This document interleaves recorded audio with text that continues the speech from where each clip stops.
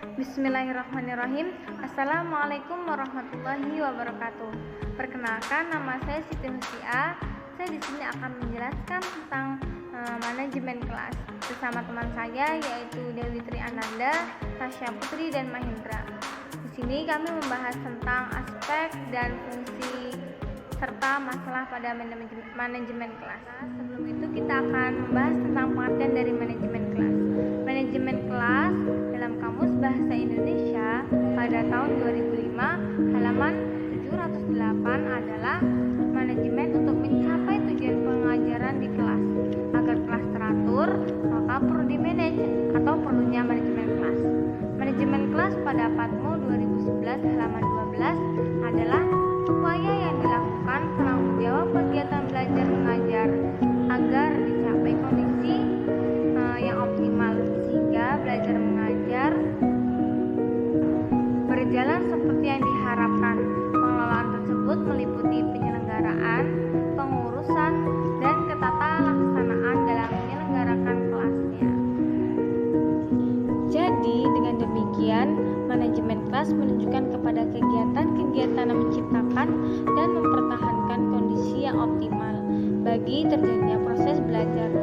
Menurut Hadari Nawawi, kelas dapat dipandang dari dua sudut, yaitu yang pertama, kelas dalam arti sempit, yakni ruangan yang dibatasi oleh dinding, ditempati oleh sejumlah siswa berkumpul untuk mengikuti proses belajar mengajar. Yang kedua, yaitu kelas dalam arti luas adalah suatu masyarakat kecil yang merupakan bagian dari masyarakat madrasah yang menyelenggarakan kegiatan-kegiatan mengajar yang kreatif untuk mencapai tujuannya. Baiklah, pembahasan yang pertama yaitu aspek-aspek manajemen kelas. Adapun kegiatan-kegiatan yang perlu dilaksanakan dalam manajemen kelas sebagai aspek-aspek manajemen kelas yang tertuang dalam petunjuk pengelolaan kelas adalah sebagai berikut. Yang pertama, mengecek kehadiran siswa. Siswa dilihat keberadaannya satu persatu, terutama diarahkan untuk melihat kesiapannya dalam mengikuti proses belajar mengajar. Yang kedua, yaitu mengumpulkan hasil pekerjaan siswa. Memeriksa dan menilai hasil pekerjaan. Hasil pekerjaan tersebut yang sudah diberikan hendaknya dengan cepat dikumpulkan dan diberikan komentar singkat sehingga rasa penghargaan yang tinggi dapat memberikan motivasi atas kerja yang sudah dilakukan. Yang ketiga yaitu pendistribusian bahan dan alat. Apabila ada alat dan bahan belajar yang harus didistribusikan, maka secara adil dan profesional setiap siswa memperoleh kesempatan untuk melakukan praktik atau menggunakan alat dan bahan dalam proses belajarnya. Yang keempat yaitu mengumpulkan informasi dari siswa. Banyak informasi yang berguna bagi guru dan bagi siswa itu sendiri yang dapat diperoleh dari siswa, baik yang berupa informasi tentang pribadi maupun berkaitan dengan pekerjaan siswa yang harus dan sudah dikerjakan. Yang kelima yaitu mencatat data-data siswa baik secara perorangan maupun kelompok yang menyangkut individu maupun pekerjaan. Sangat penting untuk dicatat karena akan mendukung guru dalam memberikan evaluasi akhir terhadap pencapaian hasil pekerjaan siswa. Selanjutnya yaitu pemeliharaan arsip. Arsip-arsip tentang kegiatan dalam kelas disimpan dan ditata dengan rapi dan dipelihara sebagai tanggung jawab bersama. Yang kedelapan yaitu memberikan tugas atau PR. Penugasan dalam proses memberikan tanggung jawab kepada siswa untuk melakukan kegiatan secara mandiri dan dapat mengevaluasi kemampuan secara sendiri. Baiklah, itulah tadi penjelasan tentang aspek-aspek manajemen kelas. Yang selanjutnya yaitu fungsi dari manajemen kelas. Menurut GR, Terry dan Elwery 1986 halaman 9-10 mengemukakan bahwa fungsi utama manajemen kelas itu ada 5. Yang pertama planning, kedua organizing, yang ketiga staffing, yang keempat motivating, dan yang kelima adalah controlling. Sementara itu, secara umum ada yang menyebutkan 4 fungsi manajemen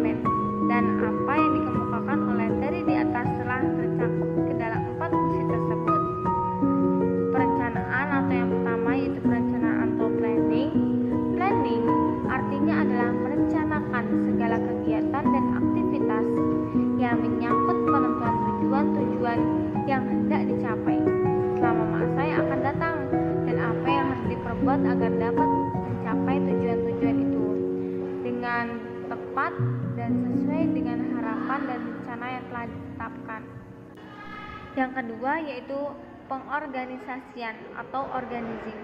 Organizing artinya mengkoordinir, pengelompokan, dan menentukan serta memberikan kegiatan penting serta memberikan kekuasaan untuk melaksanakan kegiatan-kegiatan pada setiap bagian-bagian yang telah dibentuk lewat perencanaan yang telah diakomodasi dengan rapi dan sistematis oleh setiap elemen pemegang kebijakan. Yang ketiga yaitu pelaksanaan atau actuating. Menurut Delinky di dalam bukunya Saiful Segala 2009 halaman 64, actuating yang diartikan sebagai penggerakan dan bimbingan merupakan aktivitas manajer dalam memerintah, menugaskan, menjuruskan, mengarahkan. 37 Actuating yang diartikan sebagai penggerakan dan bimbingan merupakan aktivitas manajer dalam memerintah, menugaskan, menjuruskan, dan mengarahkan, menuntut karyawan atau personal organisasi untuk melaksanakan pekerjaan-pekerjaan dalam mencapai tujuan yang telah ditentukan.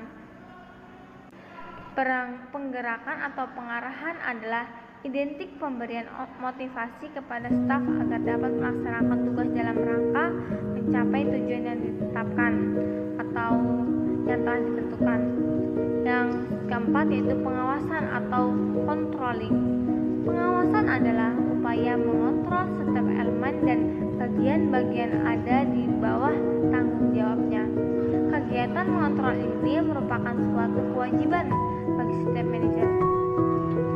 Dan di sini ada pun langkah-langkah pengawasan adalah menetapkan ukuran monitor hasil dan membandingkan dengan ukuran-ukuran, memperbaiki penyimpangan atau permasalahan, mengubah dan menyesuaikan cara-cara pengawasan sehubung dengan hasil-hasil pengawasan dan perubahan kondisi-kondisi, senantiasa melakukan perhubungan dan berkomunikasi selama proses pengawasan. Baiklah, saya akan menjelaskan masalah manajemen kelas. Nah, memelihara agar tugas-tugas itu dapat berjalan dengan lancar. Nah, problem manajemen kelas itu dapat kita bagi menjadi dua kelompok, yaitu problem individual dan problem kelompok.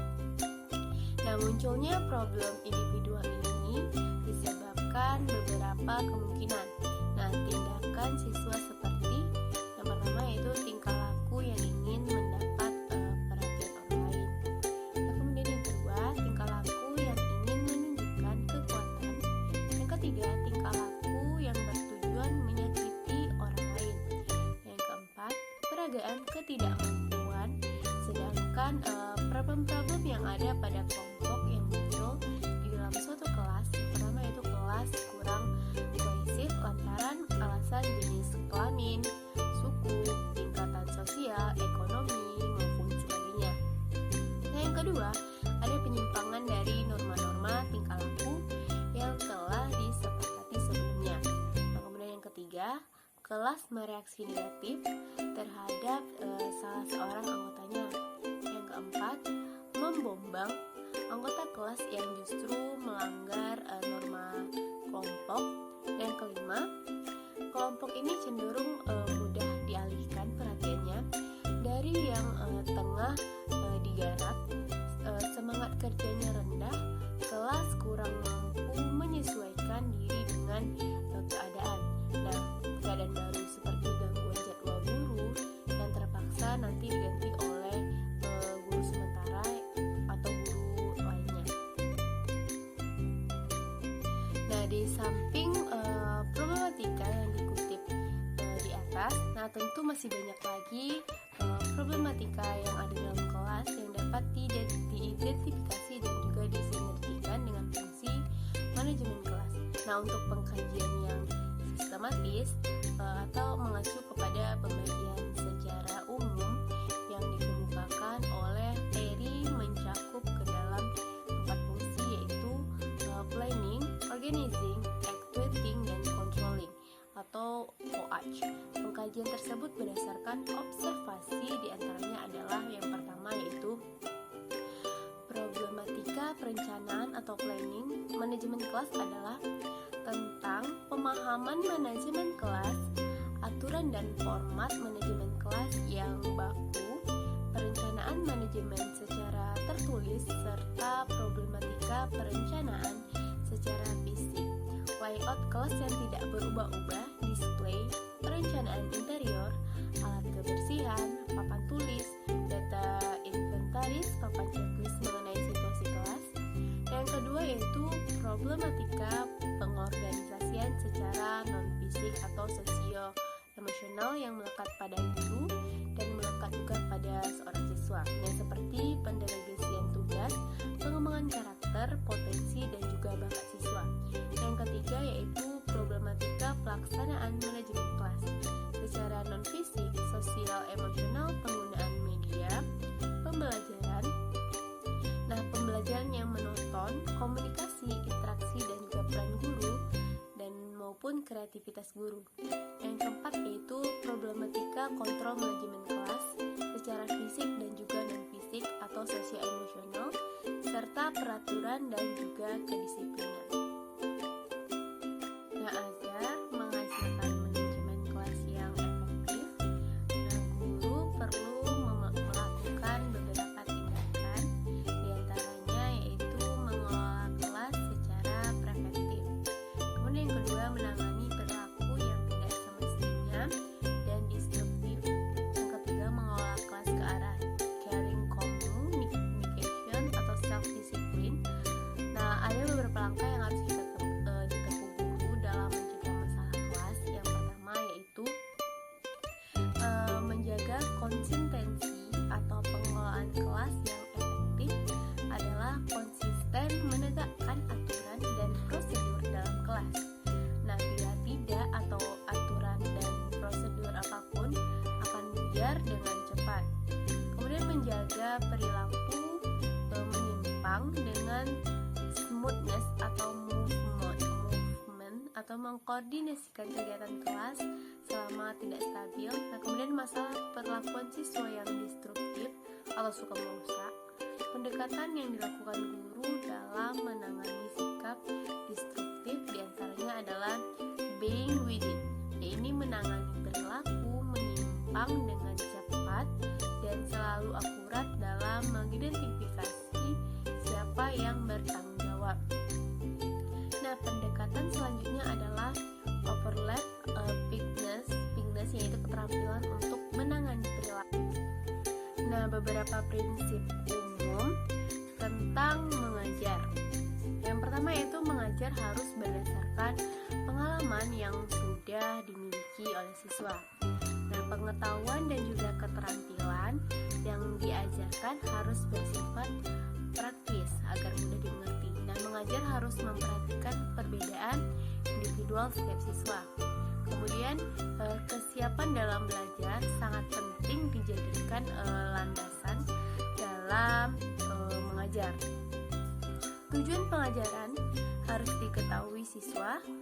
Mengajar harus mengikuti prinsip psikologis tentang belajar. Nah, belajar adalah sebagai proses perubahan perilaku akibat interaksi individu dengan lingkungannya. Nah, perubahan perilaku dalam proses belajar inilah yang menjadi akibat dari interaksi dengan lingkungan. Interaksi ini biasanya berlangsung secara sengaja. Nah, kesengajaan itu sendirilah yang tercermin dari adanya faktor-faktor sebagai berikut. Nah, yang pertama itu kesiapan, yaitu readiness, yaitu kapasitas baik fisik maupun mental untuk melakukan sesuatu. Motivasi, yaitu dorongan dari dalam diri sendiri untuk melakukan sesuatu. Nah, kemudian tujuan yang ingin kita capai. Nah, ada beberapa prinsip umum tentang belajar. Nah, proses belajar adalah kompleks namun terorganisasi. Nah, motivasi penting dalam belajar. Belajar langsung dari yang sederhana meningkat kepada yang kompleks. Kemudian, belajar itu melibatkan proses perbedaan, pengeneralis ASEAN berbagai proses. Nah, ada beberapa prinsip belajar untuk dapat belajar dengan baik. Yang pertama, siswa membutuhkan suasana yang wajar, tanpa tekanan. Kemudian untuk dapat belajar dengan baik itu, siswa itu membutuhkan suasana yang merangsangnya atau yang memotivasinya. Yang ketiga yaitu dalam proses belajar mengajar, siswa itu membutuhkan bimbingan dan juga bantuan guru. Kemudian dalam proses belajar mengajar, siswa itu membutuhkan kesempatan untuk berkomunikasi, baik itu dengan gurunya, dengan temannya, maupun dengan lingkungan yang ada di sekitarnya. Nah, kemudian ada jenis-jenis keterampilan mengajar yang meliputi sebagai berikut. Yang pertama, keterampilan bertanya, dasar dan juga lanjutan. Yang kemudian keterampilan memberi penguatan. Ketiga, keterampilan mengadakan variasi, keterampilan menjelaskan, keterampilan dalam membuka dan juga menutup pelajaran, dan keterampilan memimpin dalam diskusi kelompok kecil. Yang ketujuh, mengajar kelompok kecil dan juga perorangan. Yang kedelapan, keterampilan dalam mengelola kelas. Nah, ada beberapa fungsi guru dalam pembelajaran yaitu dalam manajemen kelas. Yang pertama yaitu fungsi instruksional. Nah, sepanjang sejarah keguruan, tugas atau fungsi guru yang sudah tradisional adalah itu mengajar atau to teach, yaitu menyampaikan sejumlah keterangan dan fakta-fakta kepada siswa atau muridnya, dan memberikan tugas-tugas kepada mereka dan juga mengoreksi atau memeriksanya. Nah, kemudian yaitu fungsi instruksional. Inilah yang masih selalu diutamakan dan hampir semua orang yang disebut sebagai guru, dan fungsi instruksional ini masih dominan dalam karir besar oleh guru. Nah, kemudian yang kedua itu fungsi educational. Nah, pada fungsi guru sesungguhnya bukan hanyalah mengajar, akan tetapi juga harus mendidik atau to educate. Nah, fungsi educational ini yaitu harus merupakan fungsi sentral guru. Dalam fungsi ini, setiap guru itu harus berusaha mendidik murid-muridnya menjadi manusia dewasa. Nah, kemudian yang ketiga yaitu fungsi managerial atau fungsi kepemimpinan. Nah, atau managerial atau guru ini adalah dalam administrasi sekolah modern, hanya terbatas di dalam kelas, akan tetapi juga menyangkut pada situasi sekolah di mana ia bekerja, bahkan menyangkut pula kegiatan yang ada di dalam masyarakat. Nah, hanya itu yang dapat saya jelaskan mengenai masalah atau problem yang ada di dalam manajemen kelas. Nah, kemudian pembahasan berikutnya akan dijelaskan oleh rekan. Assalamualaikum warahmatullahi wabarakatuh. Perkenalkan, nama saya Dewi Tri Ananda. Jadi di sini saya akan melanjutkan penjelasan dari rekan saya, yaitu mengenai prinsip-prinsip manajemen kelas, yang mana mereka tadi telah menjelaskan mengenai aspek, fungsi, serta masalah manajemen kelas. Jadi di sini saya akan menjelaskan yang kedua, yaitu mengenai kelas yang nyaman dan menyenangkan. Oke, langsung saja. Seperti yang kita ketahui, di dalam proses pendidikan di sekolah, kegiatan belajar mengajar itu merupakan kegiatan yang paling pokok tentunya.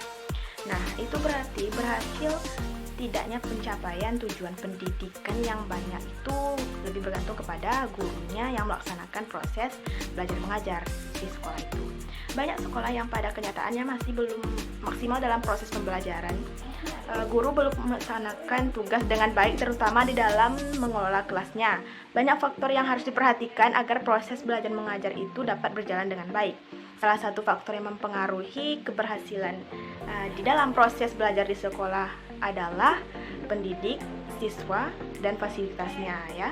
Nah, jika fasilitas pendidikan yang belum memadai, iklim pendidikan yang belum kondusif, kemudian motivasi yang rendah, itu tentunya sangat perlu diperbaiki. Untuk itu, pendidikan dikelola dengan benar. Salah satunya yang dilaksanakan di sekolah adalah pengelolaan kelas.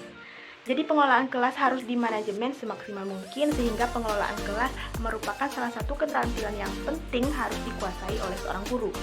Nah, timbul pertanyaan, apa itu pengelolaan kelas? Nah, jadi pengelolaan kelas adalah suatu usaha yang dilakukan oleh penanggung jawab kegiatan belajar mengajar atau guru dengan maksud agar mencapai suatu kondisi yang optimal sehingga dapat terlaksananya kegiatan belajar mengajar seperti yang telah diharapkan atau telah direncanakan sebelumnya, begitu ya. Nah, membahas pengelolaan kelas tentunya pasti ada hambatan yang akan ditemui oleh seorang guru ya. Misalnya saja, setiap siswa itu pasti memiliki karakter yang berbeda-beda. Ada yang super semangat, kemudian ada yang biasa saja, santai, ada yang cepat bosan, dan bahkan ada terkadang siswanya itu ingin cepat-cepat keluar dari kelasnya gitu, karena dia tidak suka dengan pelajarannya atau mungkin tidak suka dengan cara mengajar gurunya. Jadi, dalam rangka memperkecil masalah gangguan pengelolaan kelas, dapat kita terapkan prinsip pengelolaan kelas agar terciptanya kelas yang nyaman serta menyenangkan. Nah, menurut Jamara, prinsipnya itu ada 6. Yang pertama, hangat dan antusias. Jadi, hangat dan antusias itu diperlukan dalam proses belajar mengajar. Guru yang hangat dan akrab dengan peserta didiknya itu akan lebih mudah mengimplementasikan pengelolaan kelas. Kemudian yang kedua, tantangan. Nah, contohnya pembelajaran daring seperti yang kita lakukan sekarang ini ya. Pembelajaran daring ini memberikan tantangan positif pada seorang guru, yang mana guru itu harus mampu menyatukan persepsi dan konsentrasi anak-anak didiknya yang serba berjauhan begitu. Apalagi ada juga siswa yang sulit menjangkau jaringannya. Jadi hal seperti ini bisa dilakukan oleh guru yang memiliki visi yang jelas dalam pembelajaran dan mampu menjalin ikatan batin dengan siswanya itu dengan melakukan perannya sebagai motivator, fasilitator, mediator, dan komunikator. Kemudian yang ketiga, bervariasi. Nah, bervariasi di sini maksudnya yaitu seorang guru itu jangan memberikan cara mengajar yang monoton ya. Cara mengajarnya itu tidak pernah berubah gitu, tidak ada kreativitas yang dia lakukan sama sekali. Hal itu tentunya akan membuat siswanya itu cepat bosan. Kemudian yang keempat, keluasan. Keluasan tingkah laku guru untuk mengubah strategi mengajarnya dapat mencegah kemungkinan munculnya gangguan anak didik serta menciptakan iklim mengajar yang efektif. Nah, seperti yang saya jelaskan tadi ya, guru itu harus kreatif, jangan memberikan cara mengajar yang monoton. Kemudian yang kelima yaitu menekankan hal positif pada siswanya. Ya, seorang guru itu harus memberikan hal positif karena guru adalah tauladan bagi para siswa. Kemudian yang keenam yaitu peran kedisiplinan. Nah, jadi itu sangat perlu dilakukan karena kita sebagai guru itu harus disiplin juga, jangan sampai misalnya gurunya terlambat datang ke sekolah tetapi tidak diberi sanksi begitu. Kemudian sedangkan siswanya yang terlambat, guru memberikan sanksi. Nah, hal seperti itu tidak baik ya, kecuali mungkin gurunya memang ada keperluan yang sudah tidak bisa dihindari gitu, atau itu masih bisa dimaklumi ya. Tapi jika tanpa alasan yang jelas, nah itu akan membuat siswa bertanya-tanya, nah ada apa dengan sekolah ini gitu ya kan. Jadi jangan sampai seperti itu. Kemudian pengelolaan kelas ini tujuannya itu menyediakan fasilitas bagi kegiatan belajar siswa dengan lingkungan sosial, emosional, dan intelektual dalam kelas sehingga menciptakan suasana yang menyenangkan. Selanjutnya kita agar kelas nyaman dan menyenangkan, mari kita bahas mengenai tempat duduk siswa ya, karena tempat duduk akan mempengaruhi juga cara belajar siswa nantinya, dan ini adalah salah satu bentuk pengelolaan kelas supaya nantinya belajar mengajar itu menyenangkan. Nah, dan siswa pun agar siswa itu tidak jenuh juga di tempat duduk yang sama. Ada baiknya guru itu melakukan rolling tempat duduk sehingga siswa dapat merasakan tempat duduk yang berbeda. Nah, pengaturan dena kelas atau tempat duduk siswa ternyata harus dilakukan oleh seorang guru. Guru yang tidak bisa mengendalikan kelas itu akan membuat tujuan pembelajarannya sulit untuk dicapai ya gitu. Nah, untuk menghindari hal tersebut, seorang guru bisa merubah tempat duduk siswanya agar lebih bervariatif. Misalnya, cara mengatur tempat duduk yang nyaman dan menyenang itu yang pertama yaitu tempat duduk letter U. Nah, tempat duduk letter U yang seperti itu memudahkan seorang guru untuk memberikan materi. Semua siswa akan memperhatikan guru dengan baik ya. Tempat duduk yang seperti letter U itu juga efektif untuk minimalisir siswa yang kurang memperhatikan guru. Dengan menerapkan dena tempat duduk letter U, guru bisa lebih efektif dalam mengawasi para siswanya ya. Kemudian yang kedua, dena tempat duduk letter O. Tempat duduk yang seperti letter O ditunjukkan untuk menyampaikan materi debat ya biasanya, sehingga para siswa lebih leluasa untuk mengemukakan pendapatnya. Kemudian yang ketiga, dena tempat duduk yang berkelompok. Tempat duduk seperti itu sangat efektif untuk menunjang proses belajar mengajar dengan metode berdiskusi. Tempat duduk yang seperti itu akan memudahkan para siswanya untuk berdiskusi dengan teman satu kelompoknya ya. Para siswa bisa mengemukakan pendapatnya dengan jelas begitu. Kemudian yang keempat, dena tempat duduk model auditorium. Nah, meskipun tempat duduk yang seperti itu tidak mendukung kegiatan belajar aktif dan mengurangi gerak siswa ya, tidak ada salahnya untuk mencoba tempat duduk seperti itu karena menghindari kebosanan dalam kegiatan belajar mengajar nantinya. Kemudian yang kelima, tempat duduk berhadapan. Nah, sama halnya dengan tempat duduk berkelompok, model tempat duduk seperti itu juga efektif untuk menunjang kegiatan belajar mengajar dengan metode berdiskusi. Nah, seorang guru harus menciptakan suasana kelas yang menyenangkan supaya siswa itu tidak bosan dalam mengikuti pelajaran belajar mengajar. Karena suasana belajar merupakan salah satu faktor utama yang menunjang belajar mengajar para siswa. Dengan pemilihan tempat duduk yang baik, diharapkan dapat menciptakan suasana kelas yang aman, tenang, nyaman, dan menyenangkan tentunya. Guru juga akan merasakan hal yang sama ya, sehingga kegiatan belajar mengajar dapat tercapai secara optimal. Nah, ada banyak cara menciptakan suasana kelas yang nyaman dan menyenangkan. Di antaranya adalah dengan memodifikasi pola tempat duduk seperti yang telah saya jelaskan tadi ya. Karena guru yang kreatif adalah idola para siswanya. Kemudian selanjutnya akan dijelaskan oleh rekan saya masih dengan kelas yang nyaman dan menyenangkan. Assalamualaikum warahmatullahi wabarakatuh. Baiklah, pada kesempatan kali ini saya akan menjelaskan tentang pembelajaran manajemen kelas. Kelas yang nyaman dan menyenangkan. Kelas merupakan taman belajar bagi siswa dan menjadi tempat mereka bertumbuh dan berkembang baik secara fisik, intelektual maupun emosional. Oleh karena itu, kelas harus dikelola sedemikian rupa sehingga benar-benar merupakan taman belajar yang menyenangkan. Menurut Ahmad, syarat-syarat kelas yang baik adalah 1. Rapi, bersih, sehat, tidak lembab. 2. Cukup cahaya dan yang meneranginya. 3. Sirkulasi udara cukup. 4. Perabot dalam keadaan baik, cukup jumlahnya dan ditata dengan rapi. 5. Jumlah siswa tidak lebih dari 40 orang. Beberapa syarat yang perlu diupayakan agar kelas nyaman dan menyenangkan menurut Ahmad. 1. Tata ruang kelas.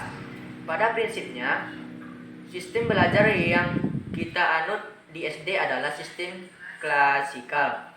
Tetapi ada beberapa metode mengajar yang tidak selalu memakai sistem klasikal. Misalnya metode eksperimen, diskusi kelompok, dan lain sebagainya. 2. Menata perabot kelas. Ahmad menyatakan perabot kelas adalah segala sesuatu perlengkapan yang harus ada dan diperlukan kelas. kelas meliputi A. Papan tulis, B. Meja kursi guru, C. Meja kursi siswa, D. Almari kelas, E. Jadwal pembelajaran, F. Papan absensi, G. Daftar piket kelas, H. Kalender pendidikan, I. Gambar-gambar, J. Tempat cuci tangan, K. Tempat sampah, L. Sepatu dan alat pembersih lainnya, M. Gambar-gambar alat peraga. Dari pendapat Ahmad dapat diuraikan sebagai berikut. A. Papan tulis. Papan tulis harus cukup besar dan permukaan dasarnya harus rata. Warna dasar papan tulis yang mulai menipis atau belang harus segera dicat ulang. B. Meja kursi guru. Meja kursi guru ukurannya disesuaikan dengan standar yang ada. Meja guru berlaci dan ada kuncinya. Meja kursi guru ditempatkan di tempat strategis, misalnya di kanan atau di kiri papan tulis, supaya tidak menghalangi pandangan siswa. Oke, papan tulis. C. Meja kursi siswa. Meja kursi siswa ditata sedemikian rupa sehingga dapat menciptakan kondisi kelas yang menyenangkan. D. Almari kelas. Almari kelas dapat ditempatkan di samping papan tulis atau di sebelah kiri atau kanan dinding, bisa juga di belakang di sebelah meja guru. Oke, baiklah, cukup sekian penjelasan dari kelompok 1. Kami mohon maaf jika terdapat kesalahan dan kekurangan. Harapannya semoga teman-teman kita semua paham mengenai prinsip-prinsip manajemen kelas ini, terkhususnya kami pribadi. Nah, jadi kami akhiri. Wabillahi taufiq wal hidayah. Wassalamualaikum warahmatullahi wabarakatuh.